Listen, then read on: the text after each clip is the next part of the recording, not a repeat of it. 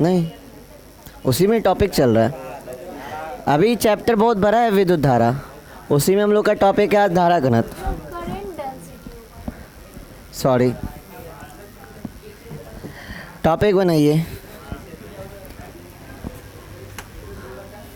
आज का टॉपिक कीजिए धारा घनत्व, या इसको बोलते हैं हम लोग करंट डेंसिटी। क्या कहते हैं? Current density.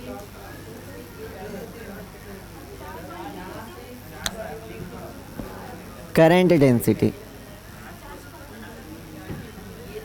ठीक है।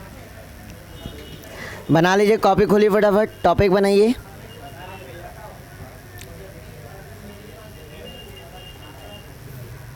ध्यान दीजिएगा,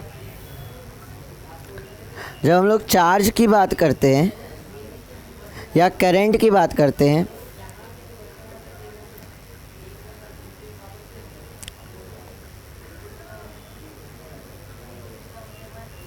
ध्यान दीजिएगा। अब इसको समझने के लिए आप थोड़ा ध्यान दीजिएगा। धारा घनत्व है क्या? ध्यान दीजिएगा। मान लिया जाए हमारे पास एक कंडक्टर है और इस कंडक्टर का जो क्षेत्रफल है वो क्षेत्रफल है कितना है? A1। आगे जाके ये जो कंडक्टर है मतलब चालक जो है उसका क्षेत्रफल क्या हो जा रहा है? बढ़ जा रहा है। उसका क्षेत्रफल क्या हो जा रहा है? बढ़ जा रहा है। अब जो इसका क्षेत्रफल है ये कितना है? A2।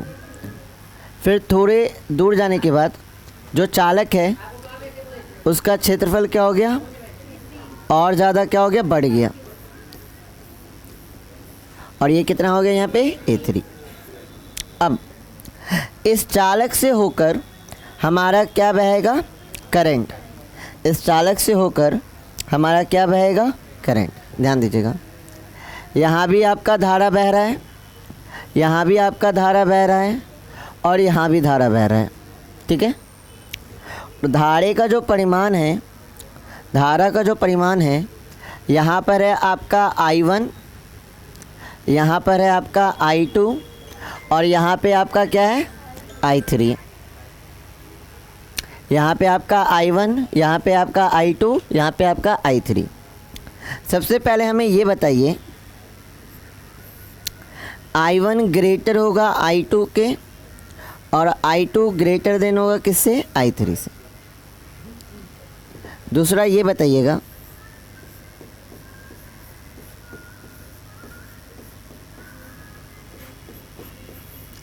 और तीसरा ये बताइए। सबसे पहले इन तीनों में बताइए कि कौन सा ऑप्शन सही है। इस कंडीशन को देखिए और सोचिए कि कौन सा ऑप्शन आपका सही हो सकता है। सोच लीजिए, ध्यान दीजिए। हम धारा को, जो धारा आपके चालक से होकर बह रहा है, उसको हम पानी की तरह मान सकते हैं। अगर आप इस कॉर्नर से 10 लीटर पानी प्रवाह कराते हैं तो अगर आपका पाइप आगे जाके बढ़ जाएगा तो क्या पानी की वैल्यू चेंज हो जाएगी? आगे जाके पाइप और ज़्यादा मोटा हो गया तो क्या पानी की वैल्यू चेंज हो जाएगी? जितना पानी आप स्टार्टिंग में डाले होगे फर्स्ट वाले से, उसी से उतना ही आपका पानी कहाँ जाएगा? इस वाले क्षेत्रफल से। और उतना ही पानी कहाँ जाएगा? इस वाले क्षेत्रफल से। ये बात पहले आ रहा है समझ में? तो जितना आपका धारा किससे डाला गया है? I1 में, मतलब पहले वाले में, उतना ही धारा किस में जाएगा?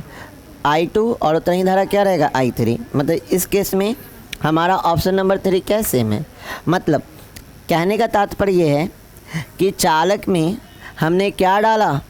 आपका धारा डाला, तो ये तीनों धारा आपस में क्या हो गई? इक्वल।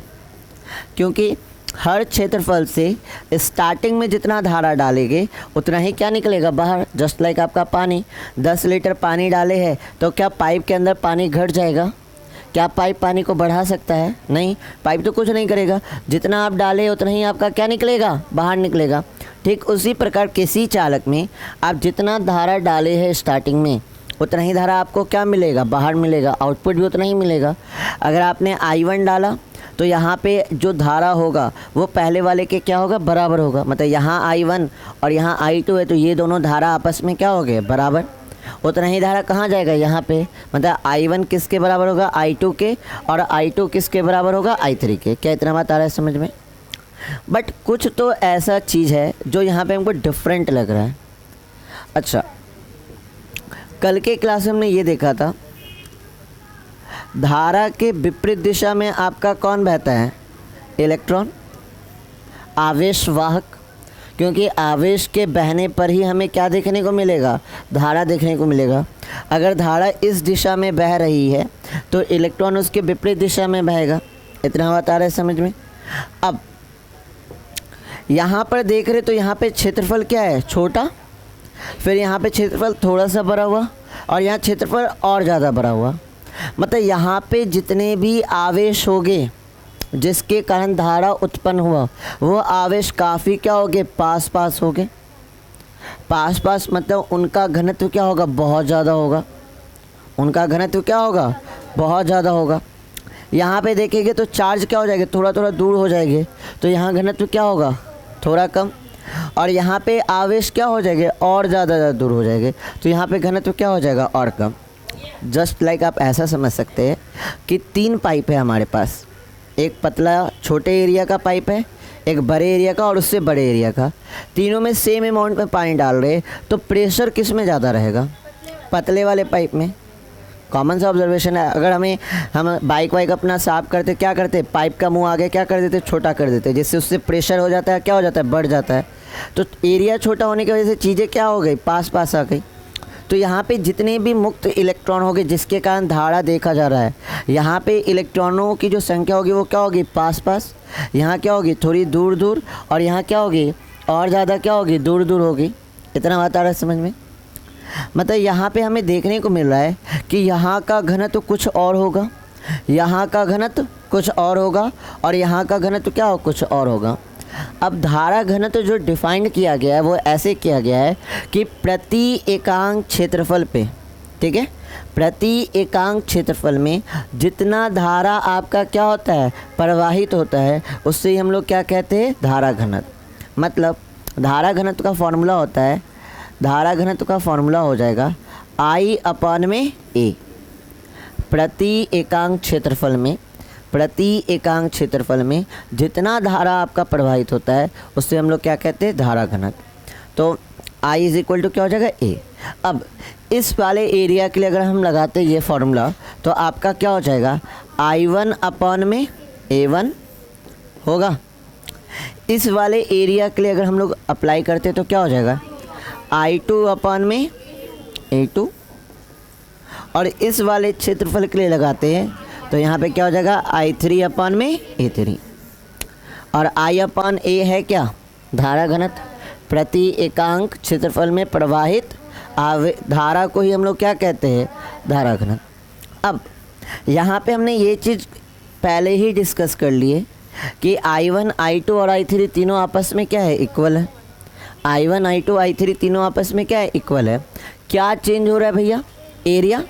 क्या चेंज हो रहा है? एरिया। यहाँ का एरिया कम, यहाँ का एरिया ज़्यादा, यहाँ का एरिया और ज़्यादा। अच्छा, एक चीज़ और, धारा घनत्व का जो नोटेशन होता है वो क्या होता है आपका? J। धारा घनत्व का जो नोटेशन होता है वो क्या होता है? J। तो ये हमारा क्या हो जाएगा? J1। ये हमारा क्या हो जाएगा? J2। और ये हमारा क्या हो जाएगा? J3। धारा तो तीनों से समान जा रहा है, लेकिन कुछ ऐसा है जो तीनों में अलग होगा। वो अलग आपको क्या देखने को मिलेगा? वो देखने को मिलेगा धारा घनत्व। कैसे देखिएगा? धारा सेम है ना, यहाँ पे आपका एरिया क्या है? छोटा है। अब एरिया कम है, ये व्युत्क्रमानुपाती में आ गया ना। एरिया कम तो घनत्व क्या? ज़्यादा। जहाँ पे एरिया सबसे कम वहाँ पे घनत्व क्या होगा? सबसे ज़्यादा। एक हमारा कॉमन ऑब्जर्वेशन ऐसे भी कह रहा है कि जो चार्ज होगे, जो चार्ज इसमें बह रहे होगे, छोटा एरिया है तो चार्ज क्या होगे? बहुत पास पास होगे। ऐसे भी इसका घनत्व हमें ज़्यादा देखने को मिल रहा है। आ रहा है बात समझ में? ऐसे भी तो हमें घनत्व ज़्यादा देखने को मिल रहा है। एरिया बढ़ा तो चार्ज क्या हो गया होगा? फैल गया होगा। हो गया ना? यहाँ पे धारा घनत्व हल्का कम हो गया।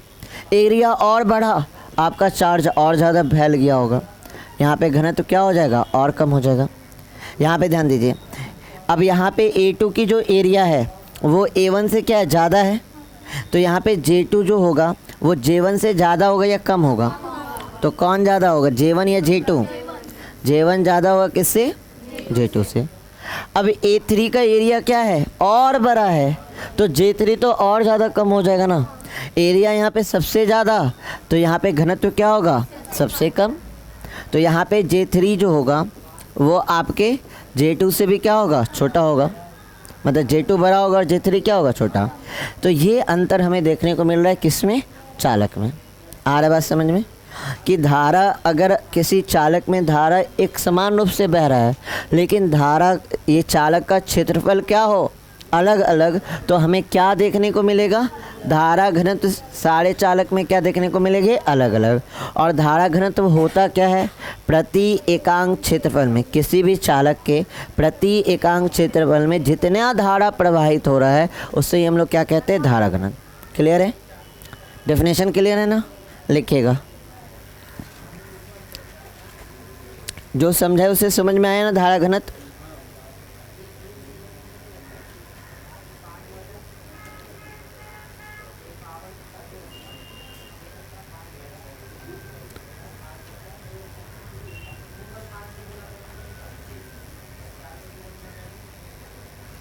देखिए, किसी चालक में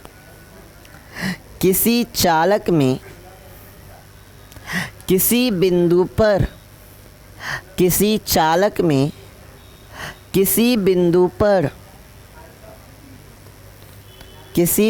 पर तल के अभिलंबत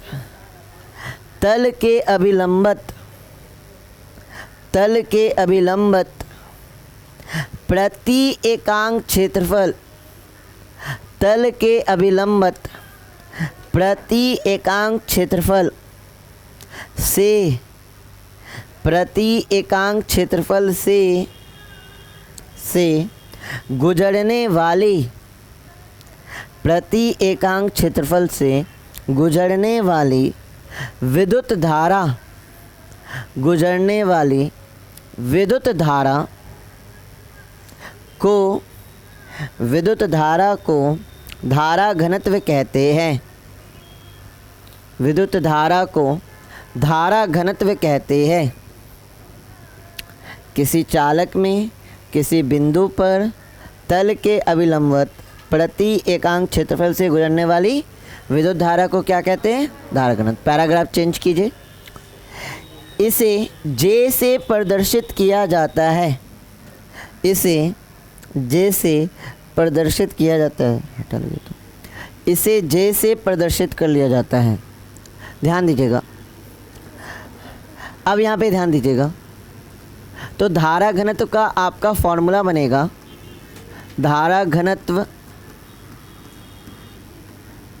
इज इक्वल टू क्या हो जाएगा, विद्युत धारा बटे में क्षेत्रफल। मतलब विद्युत धारा और क्षेत्रफल के अनुपात को ही हम लोग क्या कहेंगे, धारा घनत्व। क्लियर है, इतना बात क्लियर है। धारा घनत्व का नोटेशन क्या ले रहे हैं, J, विद्युत धारा का नोटेशन I और क्षेत्रफल का नोटेशन A। तो धारा घनत्व का फॉर्मूला क्या हो गया, J is equal to I अपन में A। अब यहाँ पे एक कंडीशन लगा है, ध्यान दीजिएगा। यहाँ पे आपके डेफिनेशन में एक कंडीशन लगा है कि जो विद्युत धारा है वो सतह के क्या होगा, अभिलंबवत। विद्युत धारा जो है वो सतह के क्या होगा, अभिलंबवत। मान लिया जाए हमारे पास एक सतह है, हमारे पास क्या है, एक सतह है, ठीक है। तो इस सतह का जो आपका क्षेत्रफल सदिश होगा वो क्या होगा, क्षेत्रफल सदिश क्या होगा बताइए कोई। हाँ, सतह कुछ ऐसे है तो इसका क्षेत्रफल सदिश किस ओर होगा। क्षेत्रफल सदिश को हम लोग पीछे के चैप्टर में परिभाषित किए ना, सतह के लंबवत एक रेखा खींचते हैं, वो आपका क्या बताता है, क्षेत्रफल सदिश। तो हमारा सतह कुछ ऐसे है तो इसका क्षेत्रफल सदिश क्या होगा, ये होगा, ये क्या हो गया हमारा क्षेत्रफल सदिश। ये हमारा क्या हो गया, क्षेत्रफल सदिश, एरिया वेक्टर जिसको बोलते हैं। और विद्युत धारा जो होगा, विद्युत धारा जो होगा वो क्या होगा, सतह के अभिलंबत, मतलब सतह के अभिलंबत मतलब सतह के साथ ये कितने का कोण बनाएगा 90 डिग्री। विद्युत धारा सतह के साथ कितने का एंगल बनाएगा 90 डिग्री।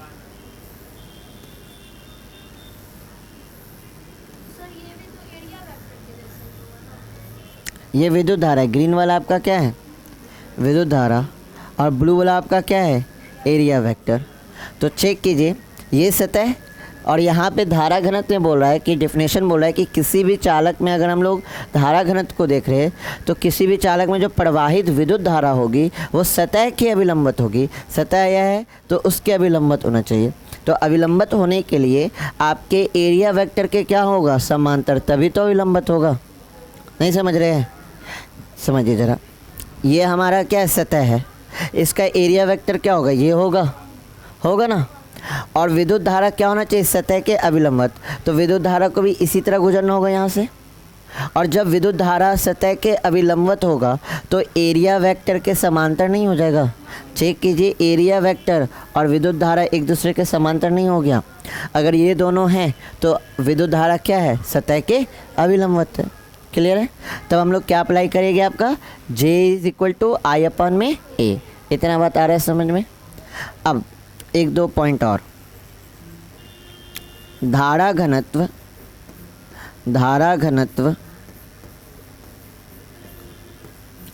सदिश राशि है। कैसी राशि है धारा घनत्व, कैसी राशि है सदिश राशि है। अगर सदिश राशि है तो इसकी दिशा भी होगी, सदिश राशि है तो इसकी दिशा भी होगी। अब यहाँ ध्यान दीजिएगा, परिमाण तो निकाल लेंगे ना फॉर्मूला से J = I/A, यहाँ से तो परिमाण आ जाएगा। दिशा क्या होगी, धारा घनत्व सदिश राशि है, इसकी दिशा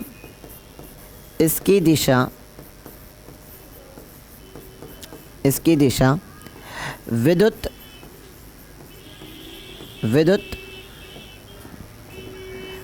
धारा की दिशा की ओर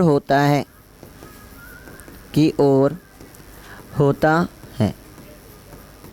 याद रखिएगा इसकी दिशा क्या होती है, इसकी दिशा क्या होती है विद्युत धारा की दिशा की ओर होती है। जिस ओर आपकी विद्युत धारा की दिशा है उसी ओर किसकी दिशा होगी आपकी धारा घनत्व की। याद रहेगा। सबसे पहले हमें याद रखना है कि धारा घनत्व कैसी राशि है सदिश राशि। और जब कोई राशि सदिश है तो उसकी दिशा होगी, और उसकी दिशा क्या होगी, अगर धारा घनत्व है तो इसकी दिशा क्या होगी, जिस ओर आपकी विद्युत धारा की दिशा है उसी ओर क्या होगी इसकी दिशा होगी। विद्युत धारा की दिशा पता है ना, positive terminal to negative terminal. ठीक है। अच्छा, अब ये सदिश राशि है तो इसके वेक्टर फॉर्म को लिख देते हैं। वेक्टर फॉर्म क्या हो जाएगा, J वेक्टर = I/A वेक्टर। ये तो परिभाषित है ना, क्षेत्रफल सदिश। क्या विद्युत धारा भी सदिश राशि है, स्टार्टिंग में लिखे थे विद्युत धारा कैसी राशि अदिश राशि। तो ये हो गया इसका सदिश रूप। ठीक है। और कुछ थोड़ा ध्यान देते हैं।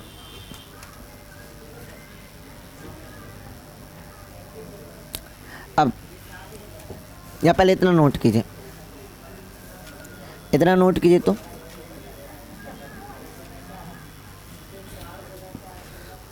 नीचे इतना नोट कीजिए। हाँ,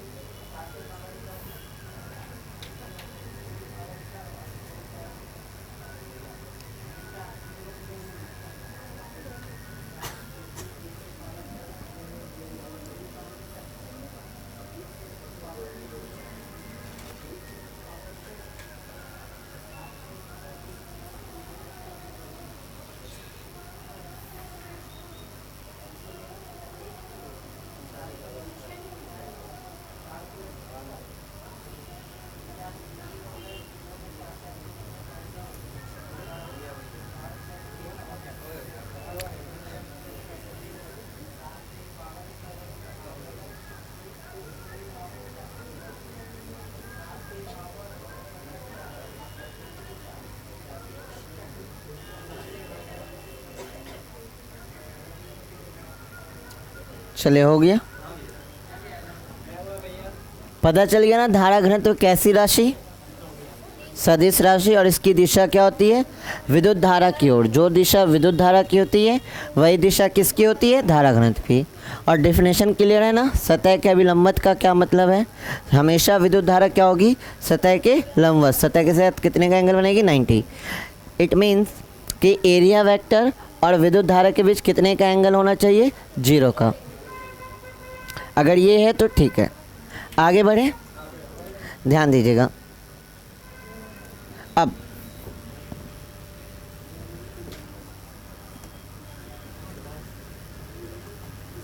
ध्यान दीजिएगा, धारा घनत्व का SI मात्रक, धारा घनत्व का SI मात्रक। ध्यान दीजिएगा, धारा घनत्व जो हमारा डिफाइंड है वो किससे डिफाइंड है, J इज इक्वल टू आई अपान में A डिफाइंड है ना। और इसका अगर मात्रक लिख रहे हैं तो क्या हो जाएगा, विद्युत धारा का SI मात्रक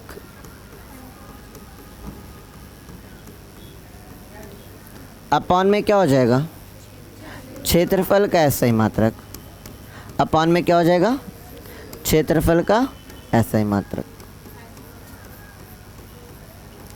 विद्युत धारा का SI मात्रक क्या होता है, एम्पियर होता है। विद्युत धारा का SI मात्रक क्या होता है, एम्पियर, अपान में क्षेत्रफल का SI मात्रक मीटर स्क्वायर होता है ना। तो इसका SI मात्रक क्या हो गया, एम्पियर पर मीटर स्क्वायर, या क्या लिख सकते हैं, एम्पियर मीटर इनवर्स 2। कोई दिक्कत। अब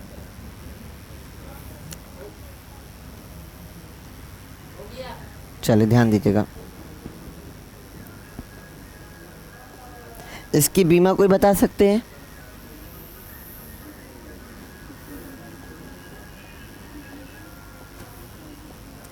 चलिए ध्यान दीजिएगा। अगला पॉइंट, इसकी बीमा, ध्यान दीजिएगा, इसकी बीमा। हमने अभी क्या पढ़ा धारा घनत्व का, J इज इक्वल टू क्या होता है, I अपान में A। I क्या है हमारा, विद्युत धारा, और विद्युत धारा की बीमा क्या होती है, A। विद्युत धारा की बीमा क्या होती है, A अपान में क्या है, एरिया। एरिया की बीमा क्या होती है, L स्क्वायर। एरिया की बीमा क्या होती है, L स्क्वायर। ऊपर जाएगा तो क्या हो जाएगा, L इनवर्स 2 इंटू क्या हो जाएगा, A। ये इसकी क्या हो गई, बीमा। नोट कीजिए,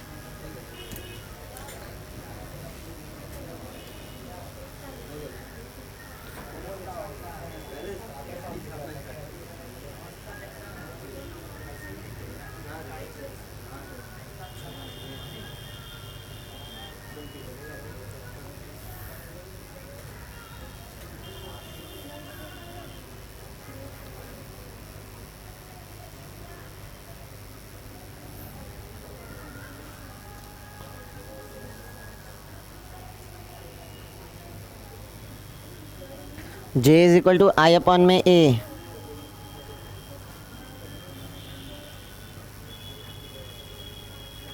फॉर्मूला याद हो ना धारा घनत्व का, याद रखिएगा। एक रिलेशन इसका भी निकालेंगे, धारा घनत्व और आपका अपवहन वेग में संबंध निकालेंगे, तो ये याद होना चाहिए।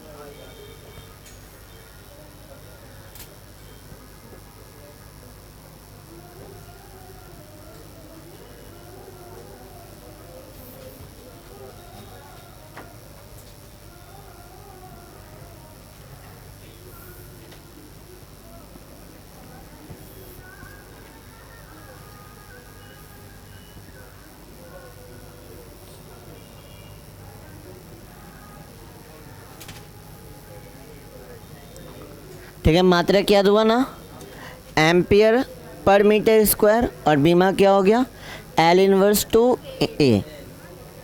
आगे बढ़े, ध्यान दीजिएगा। हो गया ना सारे बच्चों का, जल्दी कीजिए।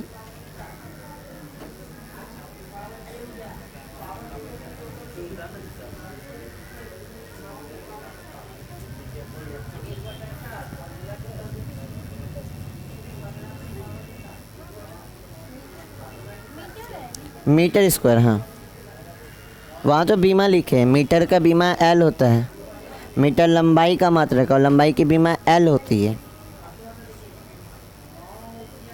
बढ़े आगे, चले ध्यान दीजिएगा।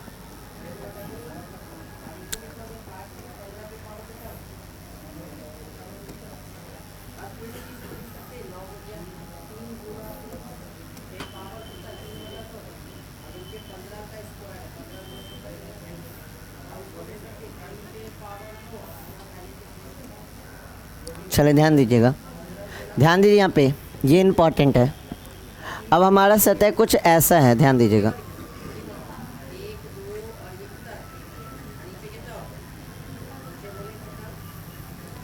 हमारा सतह कुछ ऐसा है, ठीक है।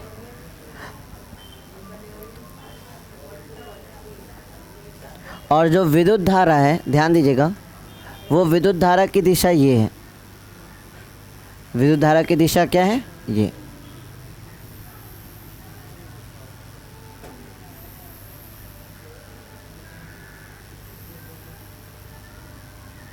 ठीक है, ये हमारा किसकी दिशा हो गई? विद्युत धारा की।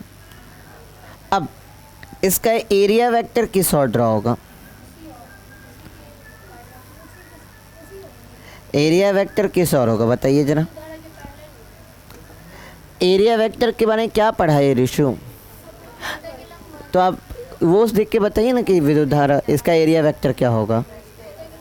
किधर? सतह अगर ये होता तब होता है एरिया के लंबवत। ये सतह हमारा क्या ऐसे सीधा है? सतह तो ऐसे है ना। अब एरिया वेक्टर क्या होगा? ये ना होगा।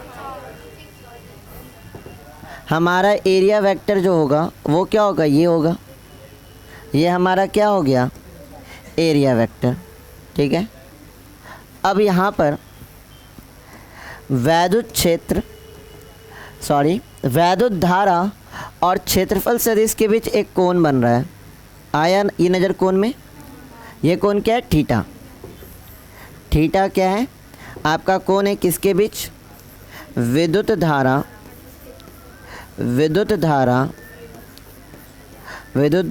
I और क्षेत्रफल सदिश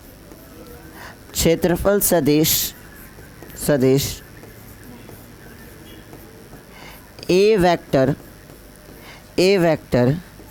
के मध्य का कोण। ठीक है, थीटा समझ गए किसके बीच का कोण है? वैद्युत क्षेत्र I और एरिया वेक्टर ए वेक्टर के बीच का जो कोण है वो कोण क्या है? थीटा। अब यहाँ पे हमने अभी डिफिनेशन के अकॉर्डिंग देखा कि ये जो आपका है एरिया वेक्टर और वैद्युत क्षेत्र दोनों क्या होना चाहिए? एक ही दिशा में। दोनों क्या होना चाहिए? एक ही दिशा में। अब दोनों एक ही दिशा में होने के लिए ध्यान दीजिएगा, दोनों एक ही दिशा में होने के लिए हमें क्या ड्रॉ करना होगा? एरिया वेक्टर का कंपोनेंट। क्या विद्युत धारा का कंपोनेंट ड्रॉ कर सकते हैं क्या?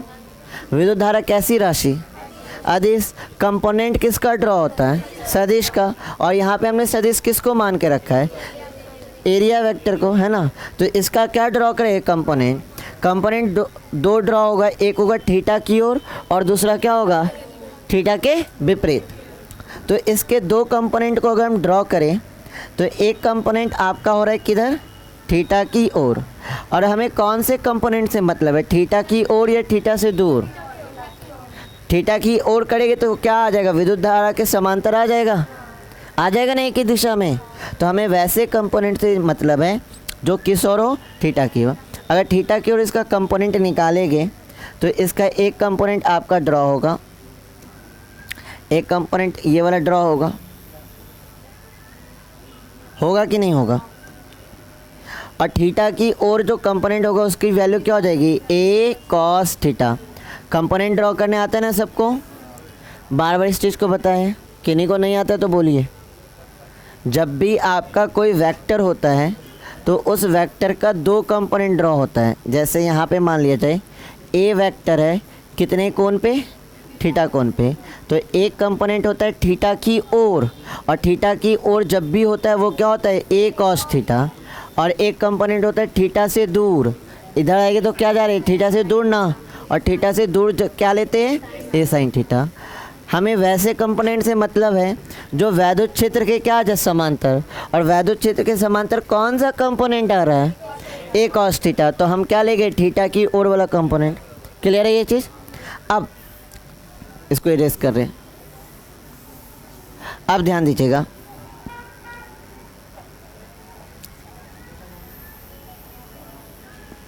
अब धारा घनत्व का जो फॉर्मूला होगा, अब ये फॉर्मूला क्या होगा, ध्यान देते हैं।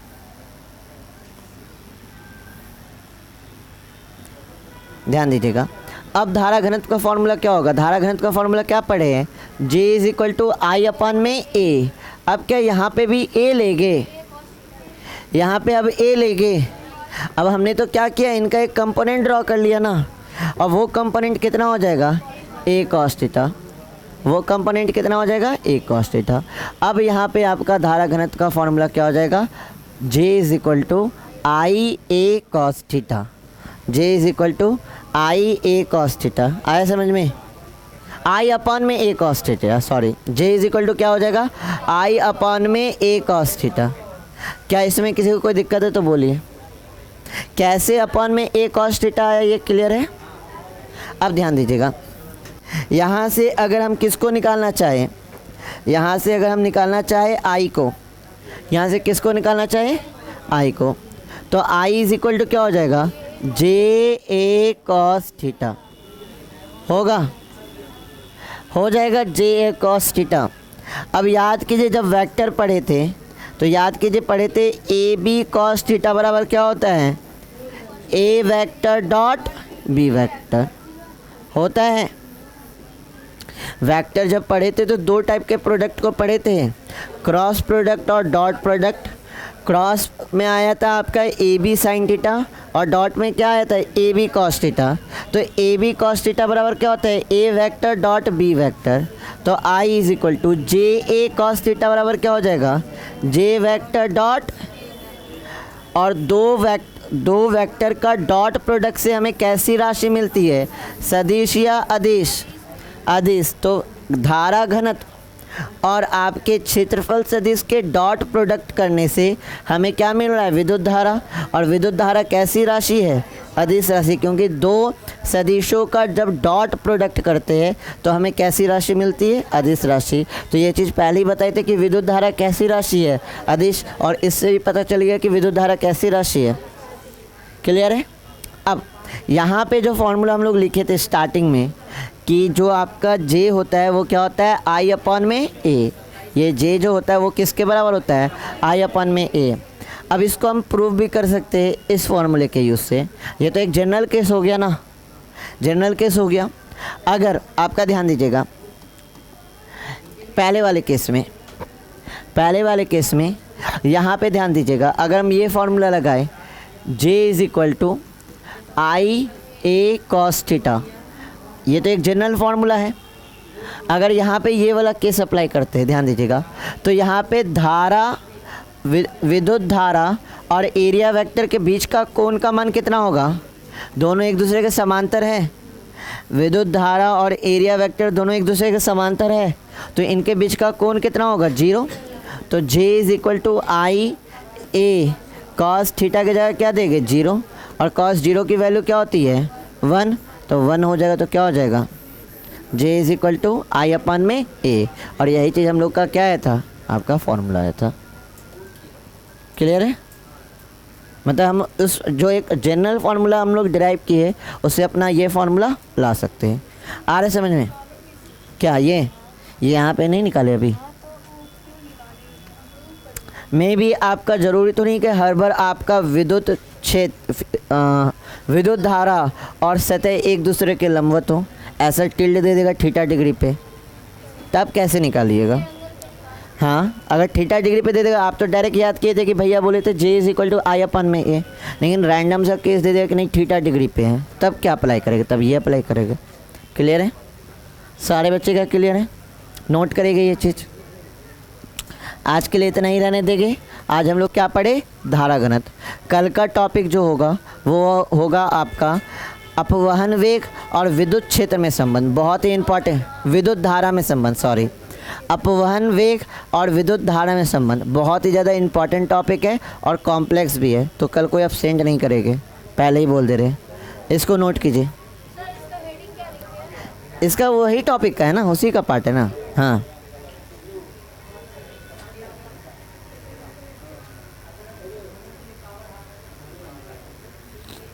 यहाँ तक में किन्हीं बच्चों को कोई डाउट है तो पूछिए।